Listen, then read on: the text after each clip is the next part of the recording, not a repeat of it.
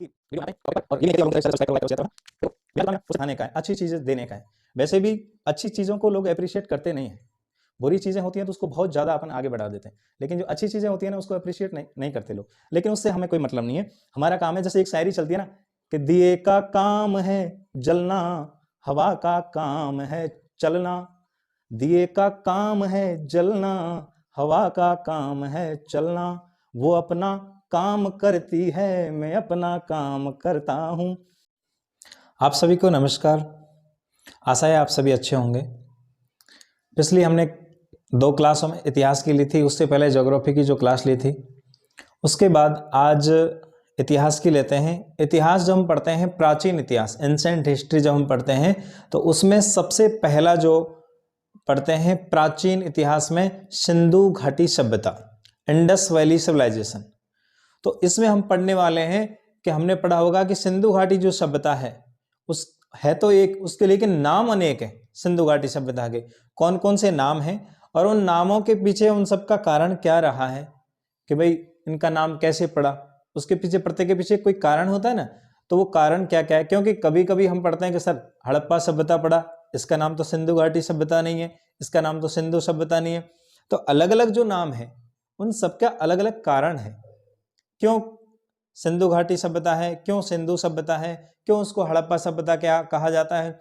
ऐसे जो विभिन्न नाम है उन सबकी डिटेल अपन आज व्याख्या करने वाले हैं। देखो सिंधु घाटी जो सभ्यता है, प्राचीन इतिहास में जो हम पढ़ते हैं, सबसे पहला टॉपिक वो पढ़ते हैं सिंधु घाटी सभ्यता यानी इंडस वैली सिविलाइजेशन। तो उसका जो पहला नाम है वो क्या है, पहला नाम हम पढ़ते हैं सिंधु सभ्यता। क्या नाम पढ़ते हैं, सिंधु सभ्यता। तो इसका नाम सिंधु सभ्यता कैसे पड़ा, क्योंकि जो सिंधु जो नदी है, यदि हम एक हल्का सा मैप बनाएं नॉर्मली एक जूम करके, तो ये जो सिंधु नदी है ना, भारत के बिल्कुल ऊपरी छोर से यूं निकलती है पाकिस्तान में होकर के। तो ये जो सिंधु नदी है, इसके किनारे जो शहर बसे और वहां जो सभ्यता पनपी, इसीलिए इसका नाम पड़ गया सिंधु सभ्यता। सिंधु नदी के आसपास पहले जो रहते थे, नदियों के आसपास ही सभ्यता होती थी। उसका कारण यह था कि पानी की उपलब्धता। ठीक है, अब हम दूसरा देखते हैं, इनका दूसरा नाम है वो है सिंधु घाटी सभ्यता। क्या है, सिंधु घाटी सभ्यता। ठीक है, सिंधु घाटी सभ्यता क्यों कहते हैं इसको, और इन दोनों में अंतर क्या है। ठीक है, तो सिंधु सभ्यता और सिंधु घाटी सभ्यता, ये जो सिंधु नदी है ना, इस सिंधु नदी के आसपास और उसकी जो सहायक नदियां हैं, इसकी सहायक नदियां से रावी, व्यास, सतलज, अन्य जो सहायक नदियां हैं, और इन नदियों के किनारे भी जो पनपी सभ्यता थी, इन नदियों के किनारे जो सभ्यता पनपी थी, और ये एक सिंधु नदी का एक तंत्र तैयार हो गया। ठीक है, और सिंधु नदी का एक घाटियों का जो निर्माण हो गया, इसलिए इसका नाम दिया था सिंधु घाटी सभ्यता। और एक और बात यह कि जो सिंधु जो सभ्यता नाम है वो दिया था, किसने दिया था, जॉन मार्शल ने। किसने दिया था, जॉन मार्शल ने। लेकिन जो सिंधु घाटी सभ्यता है, ये नाम किसने दिया था, ये नाम दिया था रफीक मुगल ने। किसने नाम दिया था, रफीक मुगल ने इसका नाम दिया था, सिंधु सभ्यता और सिंधु घाटी सभ्यता। अब हम तीसरा नाम पढ़ते हैं। तीसरा नाम क्या है, तीसरा नाम है सिंधु घाटी सभ्यता का हड़प्पा सभ्यता। क्या नाम है, हड़प्पा सभ्यता। पुरातत्व विभाग का एक नियम है। हड़प्पा सभ्यता नाम क्यों पड़ा, क्योंकि हम पढ़ते हैं ना कभी कभार, कहीं तो मिलता है हमें हड़प्पा सभ्यता में ये हुआ, हड़प्पा सभ्यता में सिंधु घाटी सभ्यता में ये हुआ, तो कंफ्यूज हो जाते हैं, ये है कौन सी सभ्यता, हड़प्पा सभ्यता या सिंधु घाटी सभ्यता या फिर कुछ और, कौन सी सभ्यता है ना। तो उसके पीछे सबकी हम कहानी बताने वाले। पुरातत्व विभाग का नियम होता है, यदि कोई क्षेत्र पर अनेक सभ्यताएं विकसित हुई, अब उनका नामकरण किसके आधार पर किया जाए, वही मोहनजोदड़ो निकल गई, फिर बनवाली आ गई, फिर हड़प्पा आ गई, तो किसके नाम पर, तो उसका पुरातत्व विभाग का नियम है जो सबसे पहले जिसकी खुदाई हुई है, सबसे पहले, उसी के नाम पर उसके बाद में उस पूरी सभ्यता का नाम दे दिया जाता है। तो सिंधु घाटी सभ्यता में सबसे पहले खुदाई किसकी हुई, किस स्थान पर हुई थी, हड़प्पा की हुई थी, इसलिए इस सभ्यता का नाम क्या पड़ गया, हड़प्पा सभ्यता। ठीक है, उसके बाद में चौथा हम देखते हैं आद्य ऐतिहासिक सभ्यता। आद्य ऐतिहासिक सभ्यता। अब इसको आद्य ऐतिहासिक सभ्यता क्यों कहते हैं, समझो। आद्य ऐतिहासिक सभ्यता इसलिए कहते हैं क्योंकि देखो, काल को 3 भागों में डिवाइड किया गया है। कौन सा, एक तो प्राग ऐतिहासिक, कौन सा, प्राग ऐतिहासिक काल, दूसरा आद्य ऐतिहासिक काल,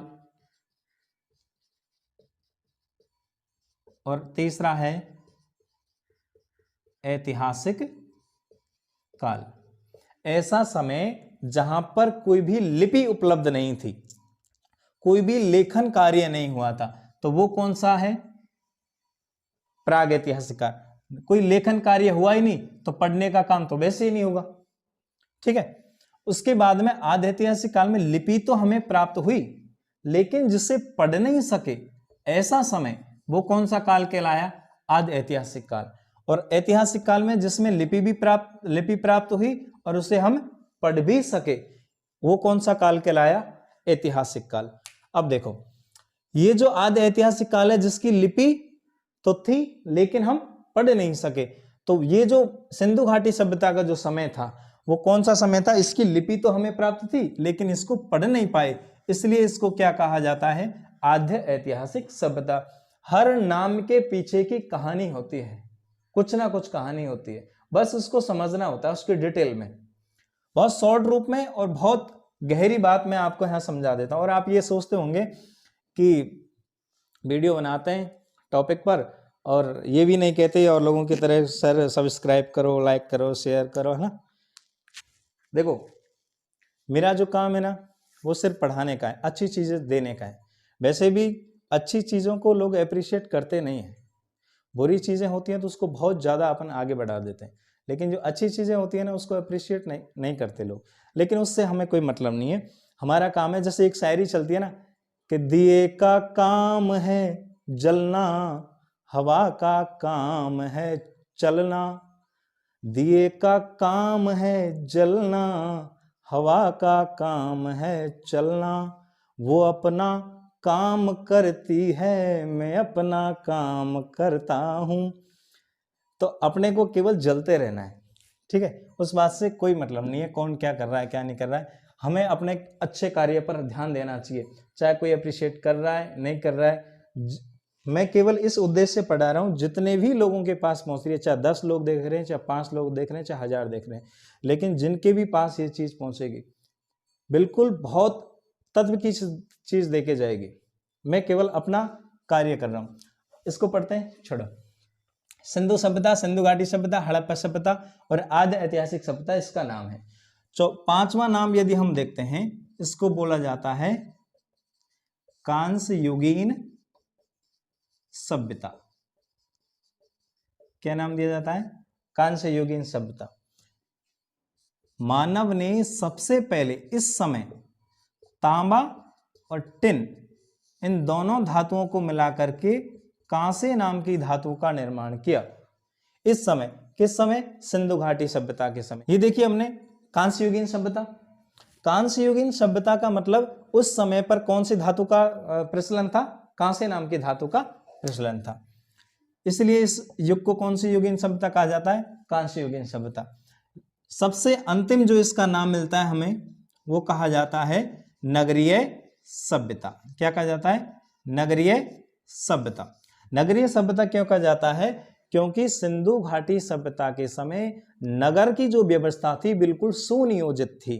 कैसी व्यवस्था थी, बिल्कुल सुनियोजित थी। किसकी, नगर की व्यवस्था। नगर किसको बोलते हैं, नगर बोलते हैं जहां सड़कें बिल्कुल सीधी और सपाट हो और उसके बाद में एक समकोण पर काटती हूं, जहां जो जल का जो तंत्र है वो इस प्रकार से हो कि जल निकासी की व्यवस्था बहुत वहां पर पानी नहीं भरे, किसी वास्तव में नालियों से उसको बाहर निकाला जाए ऐसे, और ना तो धार्मिक रूप से ना ही किसी भी प्रकार जाति व्यवस्था का कोई ज्यादा असर ना हो, उसको कहा जाता है नगर।